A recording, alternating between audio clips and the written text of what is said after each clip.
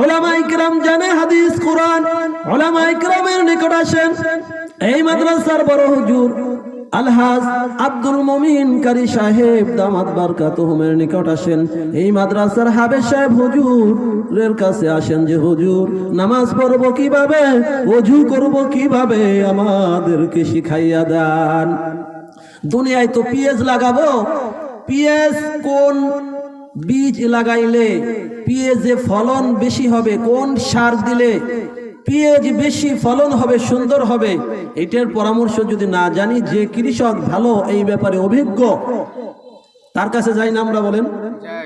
কিন্তু আমাদের আফসোস রে মুসলমান, আজকে আল্লাহ পাকের হুকুম সবচেয়ে গুরুত্বপূর্ণ ইবাদত নামাজ, সেই নামাজ তো আমি পারি না, কিন্তু যে পারে তার কাছে যাই না, শরম লাগে। ওরে এই দুনিয়ার শরম লজ্জার খাতিরে তুমি আজকে আল্লাহ পাকের হুকুমকে সুন্দর করলা না।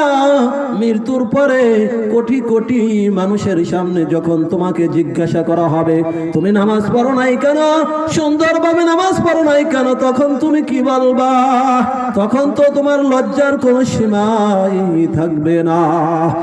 একটা হাদিসের কথা মনে হলো, এটা মাদ্রাসা হাদিসে পাকের ভিতর আসছে, আল্লাহ পাক রব্বুল আলামিনের হাবিব বলেছেন, যখন কোন ব্যক্তি কোরআন মুখস্থ করে আবার ভুলিয়া যায়, আবার কোরআন মুখস্থ করার চেষ্টা করে, আমাদের নামাজ পড়ার জন্য কমপক্ষে 5টা সূরা মুখস্থ থাকতে হবে না? সূরা ফাতিহা প্রত্যেক নামাজে পড়তেই হবে, এর সাথে 4 রাকাত নামাজে আরো 4টা সূরা মিলাইতে হবে। এরপরে আল্লাহু আকবার থেকে নিয়ে আসসালামু আলাইকুম ওয়া রাহমাতুল্লাহ, দুই দিকে সালাম ফেরানোর আগ পর্যন্ত যত দোয়া দুরুদ আছে, সানা, দুরুদ শরীফ, দোয়া মাসুরা, সুবহান, সিজদার তাসবিহ, রুকুর তাসবিহ ইত্যাদি, এইগুলো আমাদের শুদ্ধ করতে হবে না? নামাজ ভঙ্গের কারণ কয়টি বলেন? 19টি। তার ভিতর সর্বপ্রথম নামাজ ভঙ্গের কারণ কি আপনারাই বলেন তো? এই তো আমরা তো জানি নামাজই অশুদ্ধ, পড়ার ধারা নামাজ কি হয়ে যায়? নষ্ট হয়ে যায়। গভীর রাত্রে আমরা সুন্দর গরম ল্যাপের ভিতর থেকে উঠিয়া ওরে শীত পানি দিয়া ওযু করিয়া বাতাসের ভিতর কুয়াশার ভিতর দিয়া মসজিদে গিয়ে নামাজ পড়লাম, কিন্তু আমার নামাজ কবুল হইল না।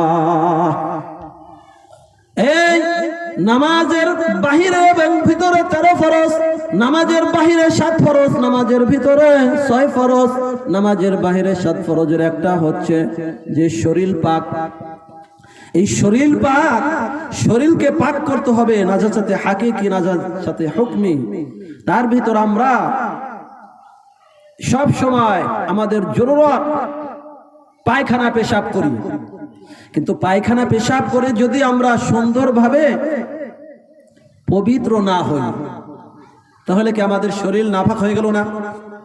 আমার কথাগুলো বুঝেন, আমলের কথা আল্লাহ পাক তৌফিক দান করছে, বলতেছি আমল করার চেষ্টা করবেন। আমার শরীর যদি নাপাক হয়ে যায় তাহলে নামাজ পড়লে নামাজ কবুল হয়? বলেন, নামাজ তো কবুল হইল না। এরপরে আমরা ইস্তেঞ্জা করার সময় একটা আমল করব, যে আমলটা প্রত্যেকটি নবীদের সুন্নত। আমরা পেশাব করি 1 নাম্বার করি, 1 নাম্বার করার পরে ঢিলে করি, ঢিলে করার পর অনেক সময় কিন্তু পানি পরিষ্কার হয় না সুন্দরভাবে।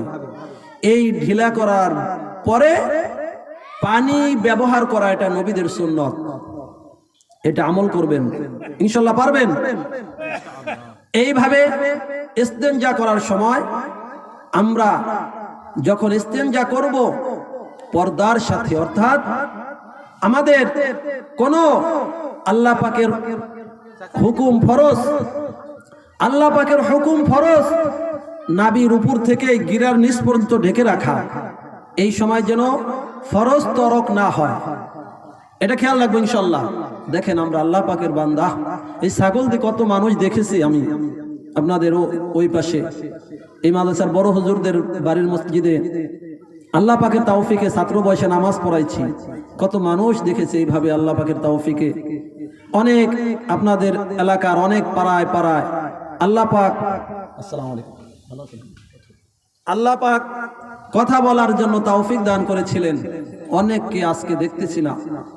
আজকে আপনাদের পুরো গ্রামের মাদ্রাসার ওয়াজ মাহফিল সকলের আনন্দের দিন, ঈদের দিনের মতন আমার ধারণা প্রত্যেকটি বাড়িতে বাড়িতে কমপক্ষে যে একজন গরিব সেও একটা পোল্ট্রি মুরগির ব্যবস্থা করেছে, যে আত্মীয় স্বজন আসবে, একজন আলেম আসবে, এদেরকে সহযোগিতা করব।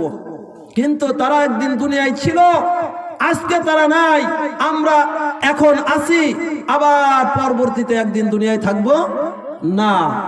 বলেছিলাম প্রথমে যে 100 বছর পর আমাদের কাহার অস্তিত্ব দুনিয়ায় থাকবে না। সেজন্য আল্লাহ পাকের ইবাদত নামাজ, ও আল্লাহর বান্দারা, ও আল্লাহর বান্দিরা, আজকে আমাদেরকে জিজ্ঞাসা করলে বলি মুসলমান, কিন্তু নামাজের কথা বললে যুবকেরা অনেকে বলে হুজুর জামা পাক নাই, শরীর পাক নাই। আল্লাহ পাক রব্বুল আলামিন সূরা বাকারার 222 নম্বর আয়াতের ভিতরে বলেন, ইন্নাল্লাহা ইউহিব্বুত তাওয়াবিনা ওয়া ইউহিব্বুল মুতাতাহহিরিন। আল্লাহ পাক রব্বুল আলামিন বলেন, যারা পবিত্র থাকে এবং যারা তওবা করে এদেরকে আল্লাহ পাক রব্বুল আলামিন ভালোবাসেন। সুবহানাল্লাহ। আজকে আমরা সকলেই অপরাধী, যারা বালেগ, প্রাপ্তবয়স্ক, প্রাপ্তবয়স্কা, আমরা যত গুনাহ করেছি আল্লাহর কাছে ক্ষমা চান। আল্লাহ আমাদেরকে ক্ষমা করার জন্য সর্বদা তার রহমতের দরজা খোলা। লা তাকুনাতু মির রাহমাতিল্লাহ। আল্লাহ পাক বলেছেন, তোমরা আল্লাহ পাকের রহমত থেকে নৈরাশ হয় না। তোমরা আমার কাছে যদি তোমরা গুনাহ থেকে ক্ষমা না চাও তাহলে আমি নারাজ হই। তোমরা যদি আমার কাছে তোমাদের গুনাহ থেকে তওবা করো আমি তোমাদের গুনাহ মাফ করে দেব। সুবহানাল্লাহ।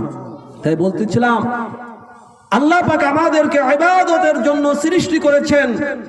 ও মুসলমানেরা, আজকে তো অনেকে পেঁয়াজ লাগাইতেছি, আবার তৌফিক দান করলে আল্লাহ পেঁয়াজ উঠাইব।